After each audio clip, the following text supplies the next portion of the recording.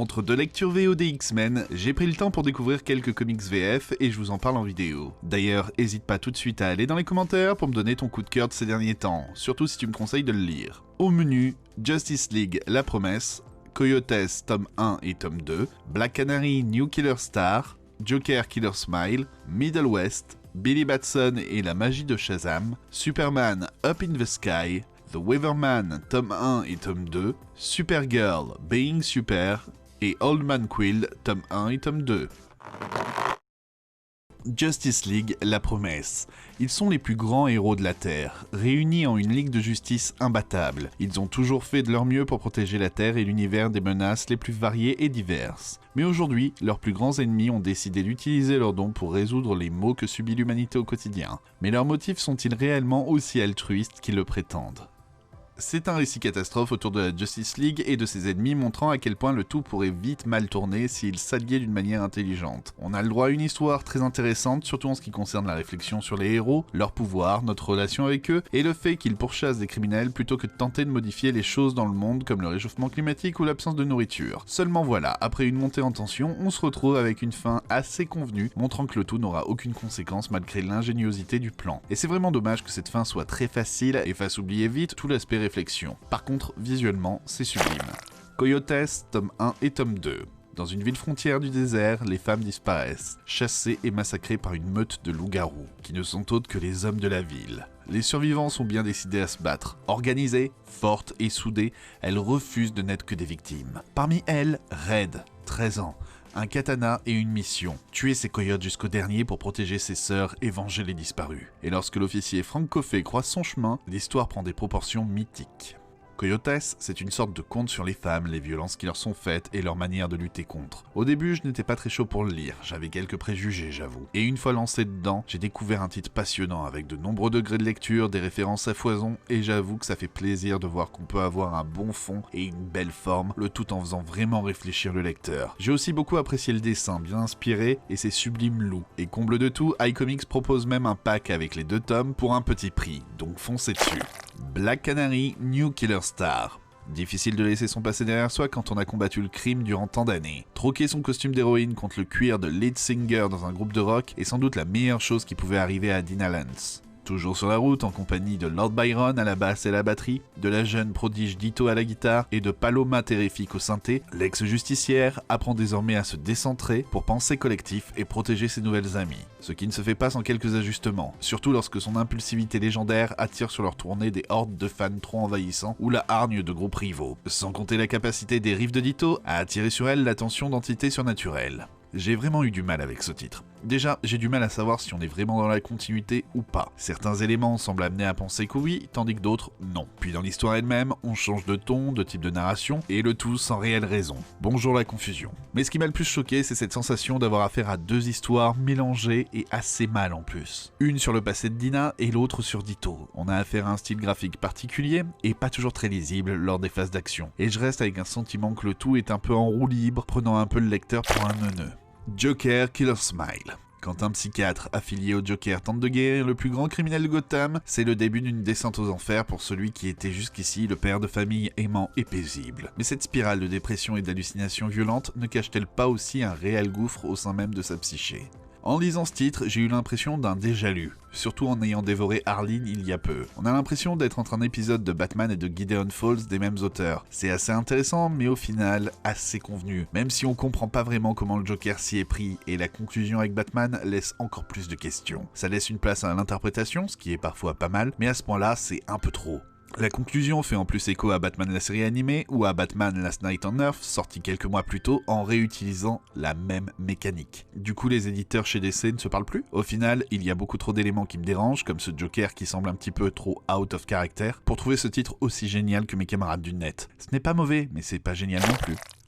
Middle West. Depuis le départ de sa mère, Abel est élevé d'une main de fer par un père rongé par le chagrin. Un mot, un geste, un affrontement de trop qui laissera dans le cœur d'Abel des séquelles profondes et sur son torse une marque indélébile. Accompagné de son ami le plus fidèle, un Jimmy Cricket aux allures de renard, le jeune garçon choisira de fuir pour mieux se reconstruire loin de la violence paternelle. Un périple à travers un pays fantastique marqué par des rencontres toujours plus extraordinaires, au cours duquel Abel devra se poser les bonnes questions s'il veut surmonter ses erreurs passées et se réconcilier avec avec son père. Avec Middle West, on plonge dans un univers assez proche de nous, mais aussi très loufoque, où beaucoup de choses ne nous sont pas expliquées, comme les réservoirs roses sur les maisons ou des animaux qui peuvent parler. On a une ambiance graphique un peu déroutante mais sympa qui sert à mettre en image une allégorie de la colère, de son hérédité, de son apprentissage, des relations père-fils parfois compliquées. Le seul souci, c'est que c'est quand même assez classique et prévisible. Du coup, à voir si la suite sera plus surprenante. Et puis on pourra aussi parler du format choisi par Urban Comics, beaucoup plus petit que la VO, qui gâche un petit peu les planches. Billy Batson et la magie de Shazam. Lorsque le jeune Billy Batson est choisi par un vieux sorcier pour hériter des pouvoirs des 6 plus grands héros de la Grèce antique et de devenir Captain Marvel, c'est un tout nouveau monde qui s'ouvre à lui. Seulement ce qu'il ignore encore, c'est qu'il n'est pas le seul à posséder ce don incroyable. Theo Adam, 14 ans, est de retour sur Terre après un long bannissement. Seul problème, il est incapable de se rappeler du mot magique qui lui permet de devenir Black Adam. Il va donc devoir ruser pour obtenir le précieux secret de son nouveau camarade de classe et il ne reculera devant rien. Pour mettre en image ce titre Kids, on a le droit à un style cartoony, parfois un peu brouillon, mais assez énergétique. Il faut noter que ce comic, c'est la suite directe de Shazam contre la Société des Monstres, dont je vous avais déjà parlé. J'ai trouvé ce titre sympa, mais très simpliste, même pour un titre Kids. À aucun moment, Black Adam ne semble vraiment représenter une menace importante, ce qui désamorce pas mal toute l'histoire. Sinon, côté perso, ça m'a fait plaisir de voir l'auteur de Hero Beer sur un autre titre. En somme, un titre vite oubliable. Superman, Up in the Sky.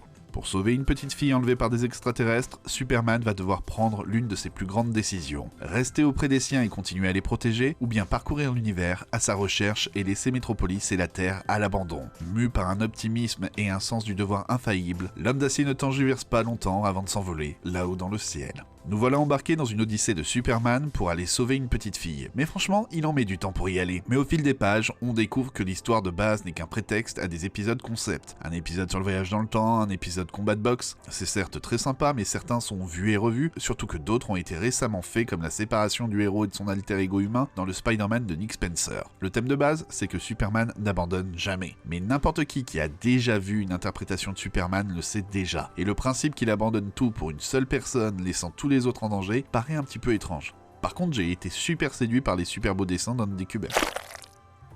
The Weatherman, tome 1 et tome 2.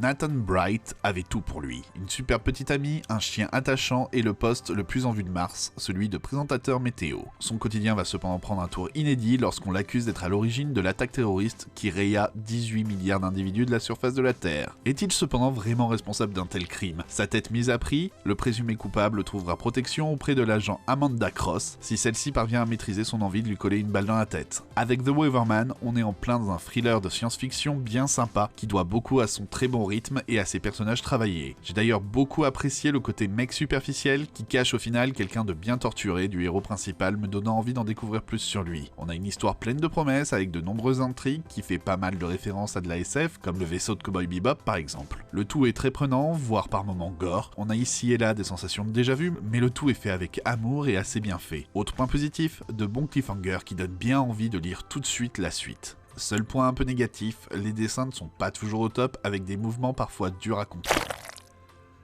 Supergirl Being Super. À 16 ans, du moins, c'est à peu près l'âge qu'elle pense avoir, Kara aimerait être aussi insouciante et pleine d'assurance que Jennifer et Dolly, ses deux meilleures amies. Les deux jeunes femmes savent ce qu'elles veulent et ce qu'elles sont, contrairement à Kara qui semble pourtant tout avoir pour être heureuse, notamment des parents adoptifs aimants qui n'ont jamais craint sa différence. Pourtant, les 8 premières années de sa vie restent une énigme qui ne cesse de hanter ses nuits, et la perte de ses pouvoirs au moment où elle en avait besoin ne fera qu'accentuer son mal-être et sa profonde remise en question. Le chemin vers la vérité est encore long. Voilà donc une origin story moderne de Supergirl et ce côté moderne marche bien. Mais le souci, c'est que c'est un petit peu vu et revu comme histoire. Par contre, on pourra apprécier d'avoir une histoire un peu teen, mais pas forcément neuneux ou alors pas dans le genre des séries télé de la CW. C'est une histoire centrée sur le fait d'être une ado, les changements, qu'ils soient corporels ou relationnels, et l'importance de l'amitié. J'ai trouvé que le tout commençait plutôt pas mal, même si c'était assez prévisible, mais il y a une vraie baisse d'originalité passée la deuxième partie. Ça n'en reste pas moins une bonne introduction au personnage. Côté dessin, on a une Joelle Jones pas encore au sommet de son art sur toutes les pages, mais quelques-unes sont juste sublimes. Old Man Quill, tome 1 et tome 2. Star-Lord s'est éloigné des Gardiens de la Galaxie. Pourtant, l'équipe à présent conduite par Rocket a besoin de Quill pour une mission sur la planète Terre qui est tombée entre les mains des super-vilains. Lex et le nouveau leader du groupe parviendront-ils à s'entendre ?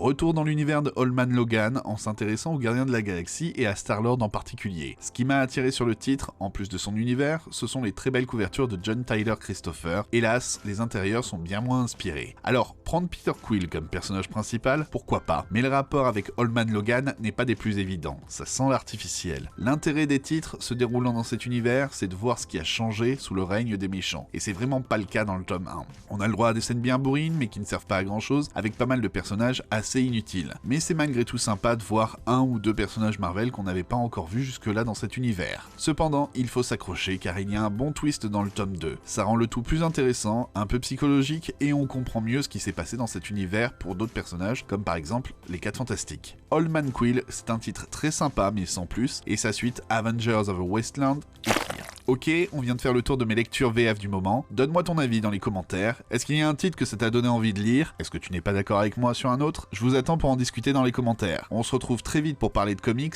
et d'ici là, amusez-vous bien. Et si vous voulez m'aider, n'hésitez pas à faire un tour sur le Utip ou le Tipeee de la chaîne. See ya!